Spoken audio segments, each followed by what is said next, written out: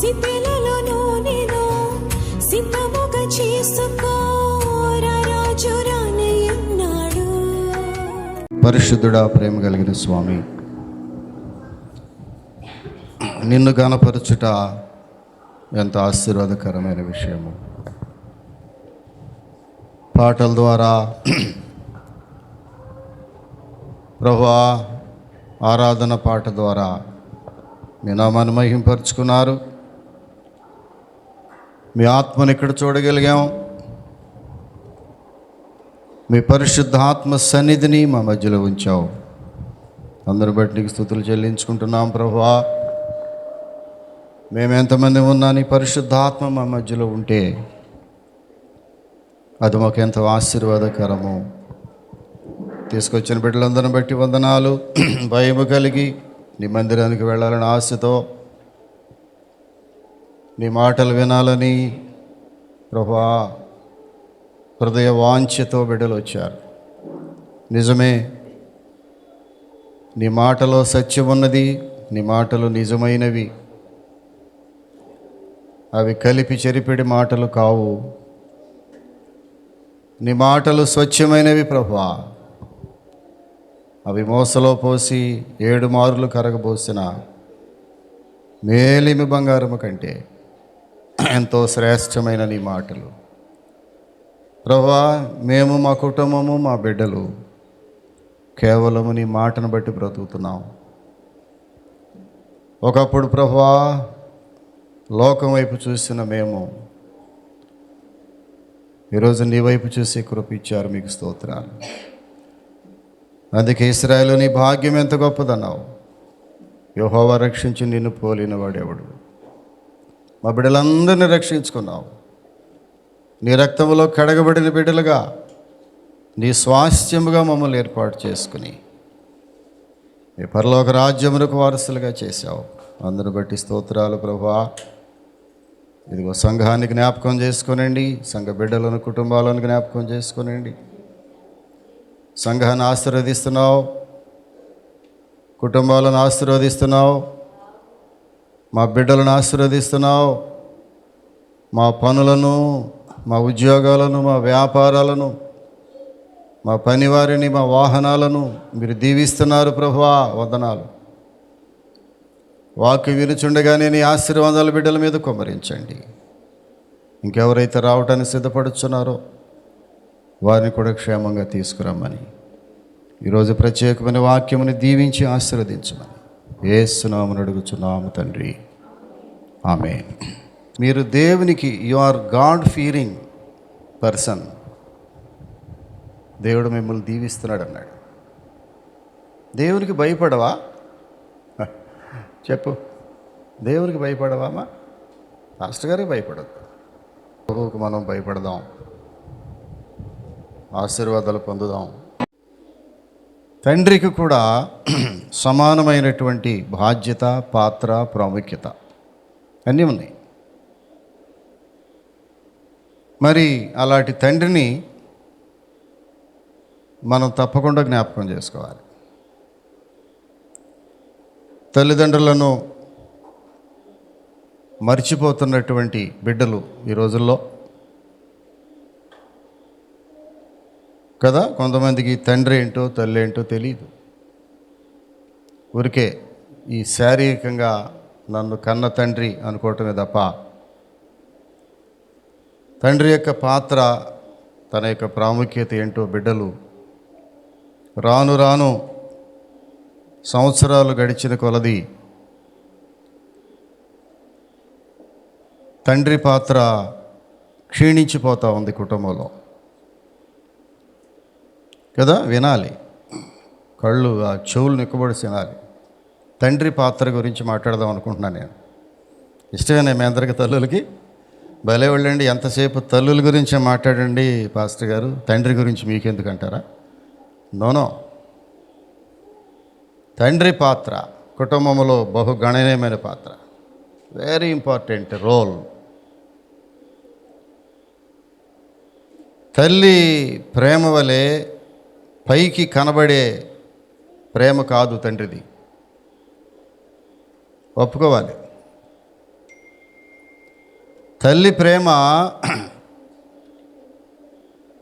తల్లి ప్రేమను గమనించినంతగా బిడ్డలు తండ్రి ప్రేమను గమనించలేరు.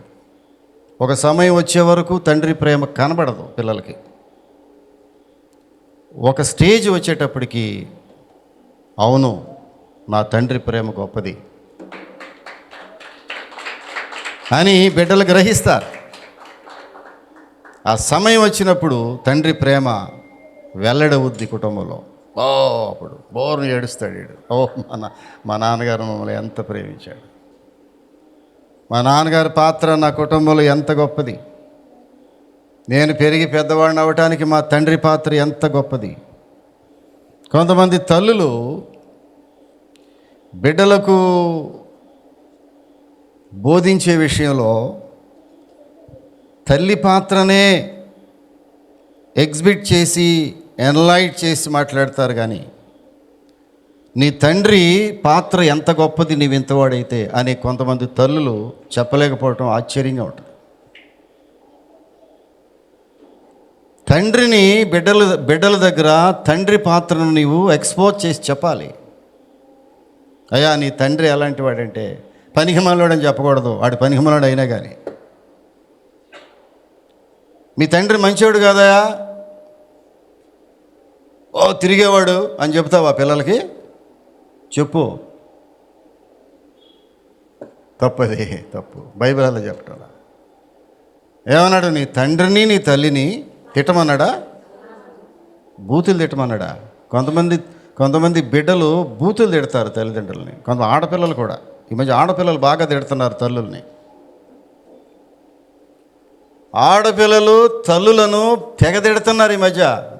ఆ మూతి కొట్టాలని పట్టుకుని సూది పెట్టి దారం పెట్టి ఏం చేయాలి? ఆ తిట్టే ఆడపిల్లలు ఏం చేయాలమ్మా? సూది దారం పెట్టి కుట్టేయండి అంతే.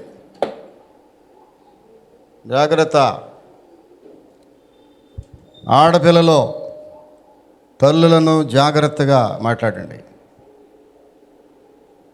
దాని పర్యవసానం ఎంత, దాని ఇంపాక్ట్, దాని ప్రభావము. నీ తల్లిని నీవు ఎలాగ ట్రీట్ చేస్తున్నావో నీ జీవితంలో దాని ప్రభావం ఉంటుంది. నువ్వు అవునన్నా కాదన్నా జీవిత సత్యం ఇది. రాసుకోండి, జీవిత సత్యం ఇది, ఎవరు కాదనలేని సత్యం. నీవు నీ తల్లిని ఎలాగా నీవు ట్రీట్ చేస్తున్నావో నీ యవ్వన కాలంలో, ఆడపిల్లలో, మగపిల్లల గురించి వస్తా తర్వాత, వాళ్ళని వదిలిపెట్టను. నీ తరువాత జీవితం ఎలా ఉండాలో ఇదే నీకు పునాది. ఏది పునాది చెప్పమ్మా? నీ తల్లిని ఇప్పుడు ఎట్లా నీవు చూస్తున్నావో, ట్రీట్ చేస్తున్నావో. కనుక తండ్రుల దినోత్సవం జరుపుకుంటున్నారు.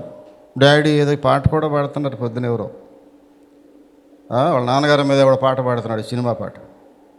ఆ పాటల వల్ల ప్రయోజనం లేదు.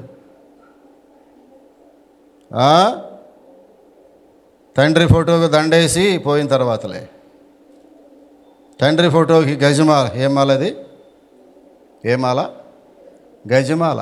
గజమాల అంటే చాలా ఉంటుంది, పెద్ద, దాదాపు ఒక 30-40 కేజీలు పువ్వులు పెడితే గజమాల రాదు. ఈ మధ్య గజమాలు వేస్తున్నారు తండ్రులకి ఫోటోలకి. ఎంత ప్రేమో, ఎంత ప్రేమో. ఆయన మాట, ఒక్క మాట వినుండడు యవ్వనంలో. ప్రియులరా, ఈరోజు తండ్రుల దినోత్సవాన్ని జ్ఞాపకం చేసుకుందాం. బైబిల్లోకి వెళదాం. బైబిల్ తీయండి. సామెతల గ్రంథము, సామెతల గ్రంథము 20వ అధ్యాయం 7వ వచనాన్ని జ్ఞాపకం చేసుకుందాం.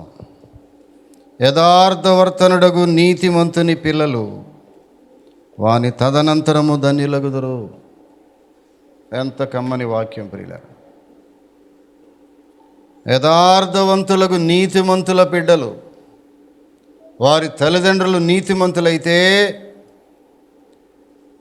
వారి తల్లిదండ్రులు యథార్థవంతులైతే వారి తదనంతరము వారి బిడ్డలు ధనిలవుతారు. చాలామంది ఆస్తులు రాస్తారు చూడండి, వీలునామాలు రాస్తారు. పిల్లలకి వీలునామాలు రాస్తారు, ఆస్తులు. మా తదనంతరము అంటాడు. మా తదనంతరము ఫలానా ఇల్లు మా పెద్ద బిడ్డకి, నా తదనంతరము ఫలానా ఇల్లు మా చిన్నాడికి, నా తదనంతరము ఫలానా పొలము భూమి మా పెద్ద కుమార్తెకు రాస్తారు. మీకు మా యందున్న ప్రేమాతిశయం, నేను రెవెన్యూ వాడిని కదమ్మా, నాకు ఎన్ని తెలుసు, ఈ దస్తావేజులు అవి రాస్తూ ఉంటాం మేము. మీకు మీ ఎడల మాకున్న ప్రేమాతిశయములను బట్టి మాకున్న యావదాస్తి కదమ్మా, మీ పౌత్రాజ్యులను స్వేచ్ఛగా అనుభవించినట్లుగా మా తదనంతరము అంటాడు. ఇక్కడ బతుకున్నప్పుడు కాదు, తదనంతరము, బతుకుంటే చంపేస్తారండి. మా తదనంతరము చెప్పండి, బైబిల్ వాక్యం చూడండి. యథార్థవర్తనుడగు నీతిమంతుని పిల్లలు వాని తదనంతరము ధన్యులగుదురు. నీ తర్వాత నీ బిడ్డలు ధన్యులవుతారయ్యా.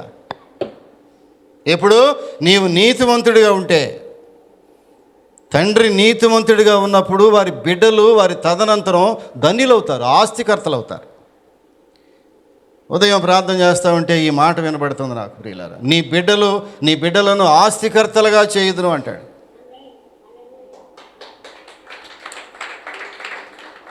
నీ బిడ్డలను ఆస్తికర్తలుగా చేయుదును. క్రైస్తవులు అంటే ఎవరు? ఆస్తికర్తలు. క్రైస్తవులు అంటే ఎవరమ్మా ఈ దినాల్లో? ఆస్తికర్తలు. నీ బిడ్డలను ఆస్తికర్తలుగా చేస్తాను. మన బిడ్డలకి ఏం వదిలి వెళ్తున్నాం మనం? ప్రియులరా, మనం నీతిమంతులమైతే అదే గొప్ప ఆస్తి. మనము దేవుని భయభక్తులు కలిగి ఉన్న తండ్రి తల్లిమైతే అదే మన బిడ్డలకు ఆస్తి. అందులో నుంచే దేవుడు ఆస్తిని, ఐశ్వర్యాన్ని పుట్టుకొస్తాడు.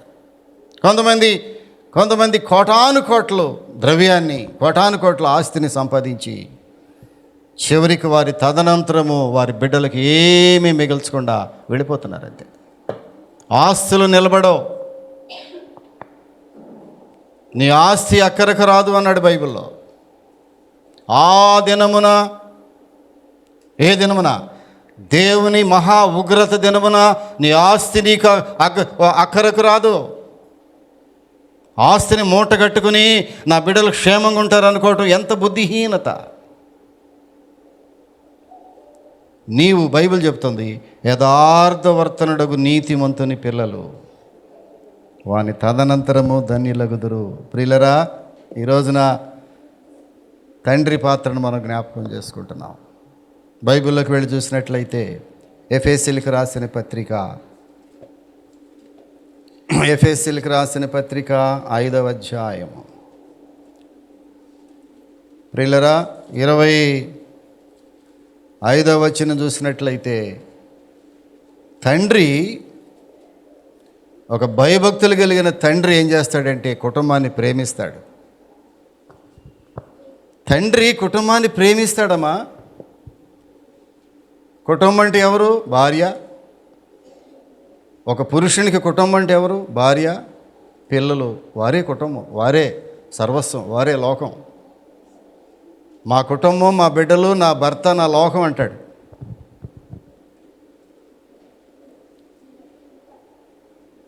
ప్రియులరా, ఇక్కడ చూసినట్లయితే దేవుని భయము కలిగినటువంటి తండ్రి కుటుంబాన్ని ప్రేమిస్తాడు. అంతే తప్ప కుటుంబాన్ని విడిచిపెట్టి రోడ్ల మీద తిరిగేవాడు కాదు తండ్రి. కొంతమంది స్త్రీలు మాట్లాడుకోవటం చూస్తూ ఉంటాను నేను. ఈయన మా ఇంటి ఆయనండి 60 ఏళ్ళు వచ్చేదాకా ఇంటి పట్టున ఉండేవాడు, అంత రోడ్ల మీదనండి అనేవాడు. 60 ఏళ్ళు వచ్చి కుందుకట్ల కాడికి వచ్చిన తర్వాత ఇప్పుడు ఇంటికి వస్తున్నాడండి వీడు. ఎవరు? భర్తల గురించి మాట్లాడు. కొంతమంది స్త్రీలు భర్తల గురించి మాట్లాడతారు. ఈ మనిషి అండి 60 ఏళ్ళు కనబడలేదండి నాకు. ఎక్కడ కనబడ్డాడు? రోడ్ల మీదే. కొంతమంది పురుషులు ఇంటికి వెళ్ళరు. వారి కుటుంబాలు ఎంత దయనీయమైన పరిస్థితులు ఉంటాయో చెప్పలేము. వారి బిడ్డల పెంపకం సరిగా ఉండదు. నిజమైన తండ్రి కుటుంబాన్ని ప్రేమిస్తాడు. కుటుంబం అనగా భార్య, బిడ్డలు. భార్యని ప్రేమిస్తాడు. మీరు ఇంటికి వెళ్ళి చదవండి ఎఫెసీయులకు రాసిన పత్రిక 5వ అధ్యాయము 15 నుంచి 22 నుంచి మొత్తం చదవండి 33 వరకు. ఒక తండ్రి పాత్ర ఎలా ఉండాలో కుటుంబంలో. ప్రియులరా, అందుకనే యాకోబు ఏం చేశాడంటే తన కుటుంబాన్ని ప్రేమించాడు. తన కుటుంబం కొరకు ఏం చేశాడు తెలిసిన? ఎంత శ్రమ పడ్డాడో చెప్పలేం. కుటుంబాన్ని ప్రేమించి కుటుంబం కొరకు చెమటోర్చి కష్టపడి పని చేసి సంపాదించాడు యాకోబు. తెలుసా? ఆ మేనమామ గారి ఇంటికి పారిపోయాడుగా యాకోబు. ఏశావు పెద్దాడు, యాకోబు చిన్నాడు. ఎక్కడికి వెళ్ళాడు? మేనమామ గారి ఇంటికి వెళ్ళిపోయాడు. అక్కడికి వెళితే 2 కుమార్తెలు. చిన్న కుమార్తెని ప్రేమించాడు, రాహేల్ని ప్రేమించాడు, రేచల్ ప్రేమించి వాళ్ళ మామగారు చెప్పాడు కదా, 7 సంవత్సరాలు నౌకరు చేయవా నాకు, అల్లుడో మేనల్లుడే. చేశాడు, 7 సంవత్సరాలు నౌకరు చేశాడు. ఎవరి కోసం? రాహేలు కోసం. రాహేలు కోసం. తర్వాత మోసం చేశాడు. అబ్బాయి, చిన్నమ్మాయిని ఇవ్వాలంటే పెద్దదాన్ని ఇవ్వాలరా ముందు నీకు. పెద్దదాని కోసం మరో 7 సంవత్సరాలు చేయమంటే మొత్తం 14 సంవత్సరాలు నౌకరు చేశాడు. చాలా కష్టపడ్డాడు. ఎవరి కోసం? తన భార్యల కోసం. నిజమైన తండ్రి కుటుంబం కొరకు కష్టపడతాడు, కుటుంబాన్ని ప్రేమిస్తాడు. ఎంత ప్రేమించాడంటే అతడు 29వ అధ్యాయంలో చూస్తే ఆదికాండము 29వ అధ్యాయము 31వ వచనాన్ని చూస్తే ప్రియులరా, ఆదికాండము 29వ అధ్యాయము 31వ వచనం చూస్తే లేయా, అక్కడంతా 29 నుంచి 31 అధ్యాయాలు చదవండి దయచేసి, రిఫరెన్స్ కాదు అది. 29 అధ్యాయము, 30 అధ్యాయము, 31వ అధ్యాయము, ఆ 4 అధ్యాయాలు చదివితే 3 అధ్యాయాలు యాకోబు కుటుంబం కొరకు ఎంత కష్టపడి పనిచేశాడో. ఆస్తి సంపాదించాడు. తన మామగారు ఆస్తి కంటే మించినటువంటి ఆస్తి సంపాదించి తన భార్యలు 12 మంది బిడ్డలను తీసుకుని బయలుదేరి తన స్వస్థలానికి వచ్చేసాడు. దేవుని భయము కలిగినటువంటి తండ్రి కుటుంబాన్ని ప్రేమిస్తాడు, కుటుంబం కొరకు కష్టపడతాడు, కష్టపడి ఆస్తిని సమకూరుస్తాడు. ప్రియులరా, ఆస్తిని సమకూరుస్తాడు. రెండవదిగా, దేవుని ఎరిగినటువంటి తండ్రి బిడ్డలను దేవుని వాక్యములో పెంచుతాడు. అసలు ఈయనకి వాక్యం తెలిస్తేనేగా బిడ్డలకి తెలిసేది. ప్రియులరా, తండ్రికి దేవుని వాక్యము తెలిసుంటే బిడ్డలు దేవుని వాక్యం మీద గౌరవిస్తారు. చూడండి దయచేసి, మనము బైబిల్లోకి వెళ్ళి చూసినట్లయితే ద్వితీయోపదేశ కాండము 6వ అధ్యాయము 6-7 వచనాలు చదివితే, నేడు నేను మీకు ఆజ్ఞాపించి ఈ మాటలు నీ హృదయంలో ఉండవలెను, నీ కుమారులకు వాటిని అభ్యసింపజేసి, దేవుని వాక్యాన్ని నీ బిడ్డలకు దాన్ని అభ్యసింపజేసి, నీ ఇంట కూర్చుండునప్పుడును, త్రోవ నడుచునప్పుడును, పండుకొనున్నప్పుడును, లేచినప్పుడును వాటిని గురించి మాట్లాడవలెను. సూచనగా వాటిని నీ చేతికి కట్టుకొనవలెను. ఏది? దేవుని వాక్యాన్ని. అవి నీ కన్నుల నడుమ బాస్కముల వలె ఉండవలెను. ఆ వాక్యము నీ ఇంటి ద్వార బంధముల మీద నీ గౌనుల మీద వాటిని రాయవలెను. ఒక తండ్రి దేవుని వాక్యాన్ని బిడ్డలకు నేర్పించాలి. సరే, తండ్రులు పక్కన పెడదాం. తల్లులు ఎంతమంది వాక్యాన్ని బిడ్డలకు నేర్పిస్తున్నారు? అసలు తల్లులకు వస్తేనేగా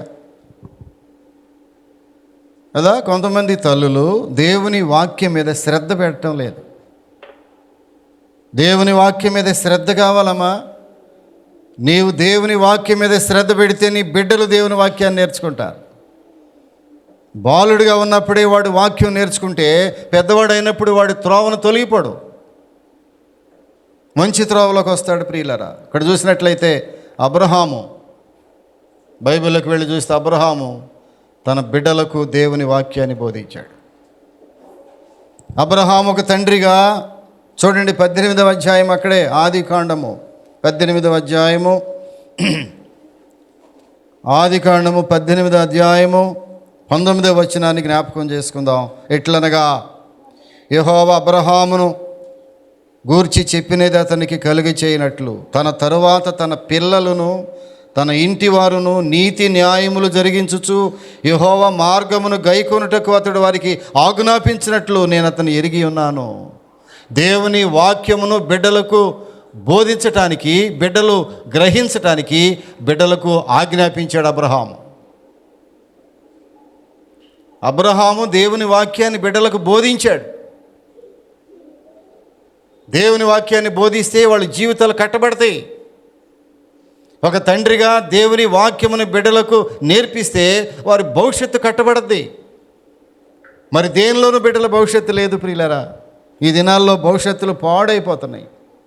ఏ ఛానల్ ఓపెన్ చేసినా బిడ్డలు దొరకటం లేదు. అసలు కంటికి కనబడకుండా మాయమైపోతున్నారు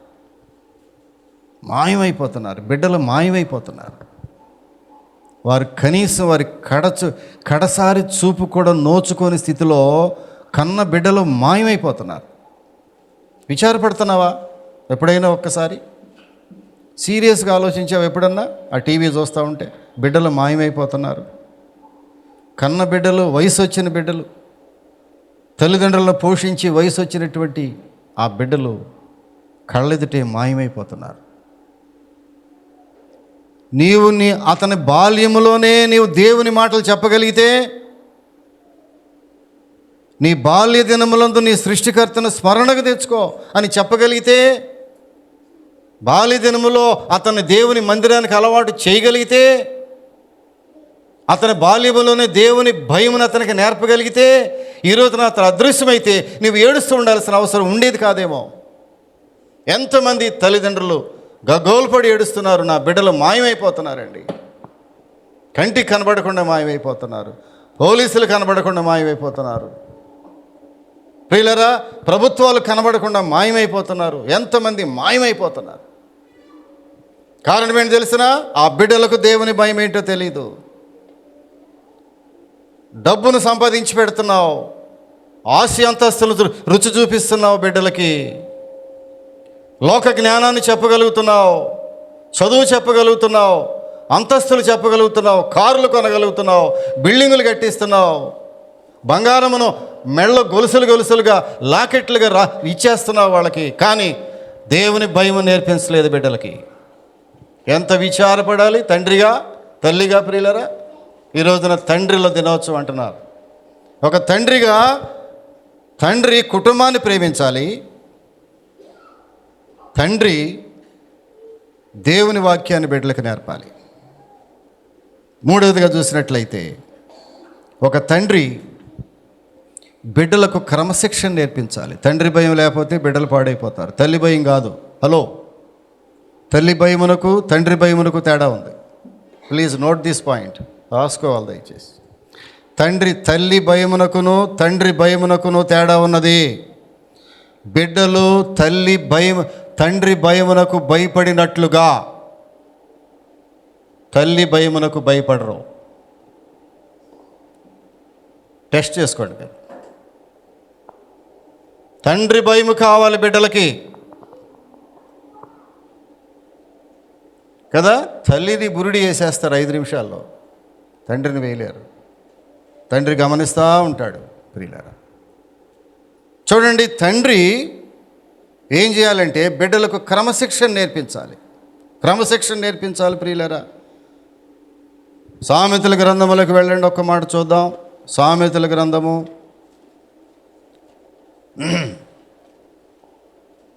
22వ అధ్యాయము.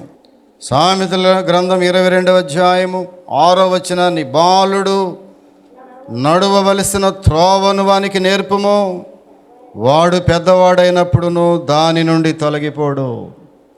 బాలుడు మీసాలు వచ్చినా కాదు, మీసాలు వస్తే నిన్ను ఇరగొట్టేస్తాడు. మీసాలు వచ్చినాక చెబితే వాడు నిన్ను ఇరగొట్టి పడేస్తాడు. జాగ్రత్త, ఎవరో కొట్టరు నిన్ను, కొడుకులే కొట్టేస్తారు నేను. ఎప్పుడు? వాడు బాలుడుగా ఉన్నప్పుడు దేవుని భయము క్రమశిక్షణ నీవు నేర్పించకపోయినట్లయితే ఈ సమాజంలో వాడు రోడ్డు రేవేగైపోతాడు. ఎంతమంది బిడ్డలు రోడ్డు రోమియోలుగా తిరుగుతున్నారు చెప్పలేం. కారణము తండ్రి. కొంతమంది తండ్రులు అసలు బిడ్డలను పట్టించుకోరు అసలు. చూసుకుంటుందిలేండి, ఎవరో అదే పిచ్చదా చూసుకుంటుందిలే మనకి. మరి నీ పాత్ర ఏంటి? తండ్రి పాత్ర ఏంటయా? ఓ తండ్రి, నేను అడుగుతున్నాను నేను ఉదయకాల సమయంలో, నీ పాత్ర ఏమిటి? What is your role in your family when your children growing in your family? నీ కుటుంబంలో బిడ్డలు పెరుగుతున్నప్పుడు నీ పాత్ర ఏమిటి? ఆమె చూసుకుంటుందిలే, మంచి చెప్పబోయా, ఆమె చూసుకుంటుందిలేండి. మీ వాడు సిగరెట్ తాగుతున్నాడు, ఆమె చూసుకుంటుందిలేండి. మీ వాడు మత్తు పదార్థాలకు బానిస అయిపోయాడండి, ఆమె చూసుకుంటుందిలే. మీ వాడు సారా తాగుతున్నాడు, ఆమె చూసుకుంటుందిలే. మీ వాడు బండి మీద అండి 120 స్పీడ్లు వెళ్ళిపోతాడు, ఆమె చూసుకుంటుందిలే. మరి నీ పాత్ర ఏంటి తండ్రిగా? నీ పాత్ర సరైన పాత్ర లేకపోతే నీ బిడ్డలు దేశదిమ్మరులు అయిపోతారు.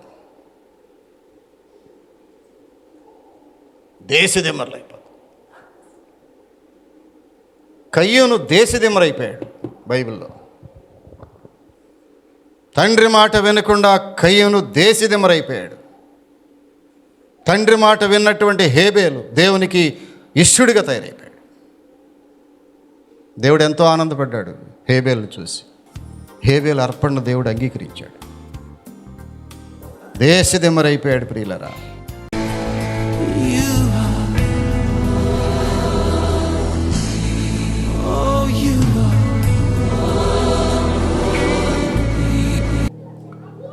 పరిశుద్ధుడా, ప్రేమ కలిగిన స్వామి, ఈరోజు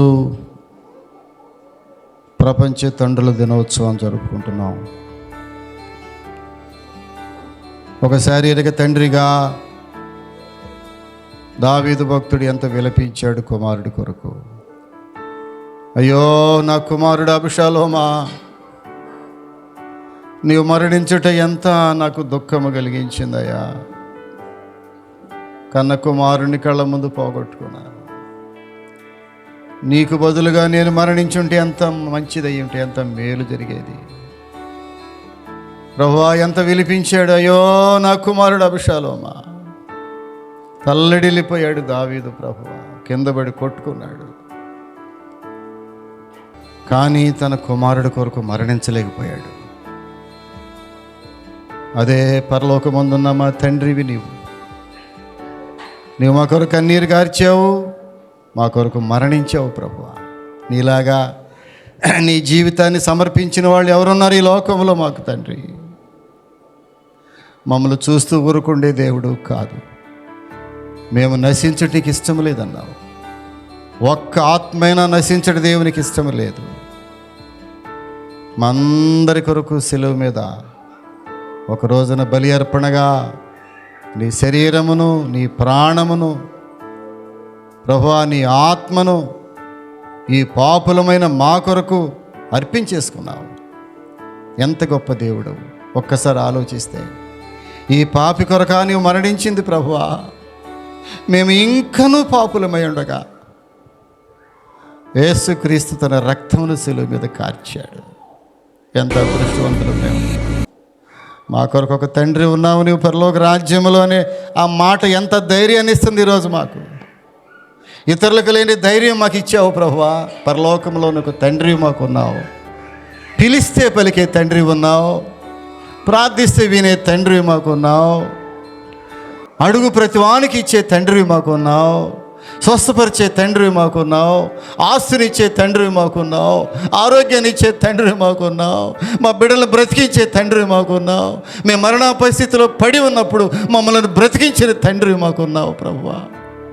ఎంత గొప్ప తండ్రివి, ఎంత గొప్ప పరలోకపు తండ్రి మాకున్నావు. ఈ ధైర్యం చాలయ్యా మాకు. ఇంతకు మించి ఏది అక్కర్లేదు మాకు. ఎంత ధైర్యాన్ని ఇస్తున్నావు మాకు ప్రభువా. దావీదు భక్తుడు తన కుమారుడికి ఇవ్వలేని ధైర్యాన్ని పరలోకపు తండ్రిగా నీవు మాకు ఇచ్చావు. అది చాలయ్యా.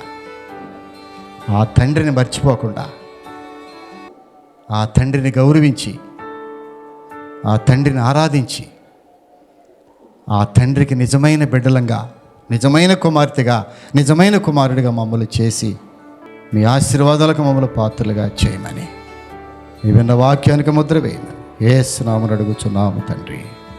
ఆమేన్.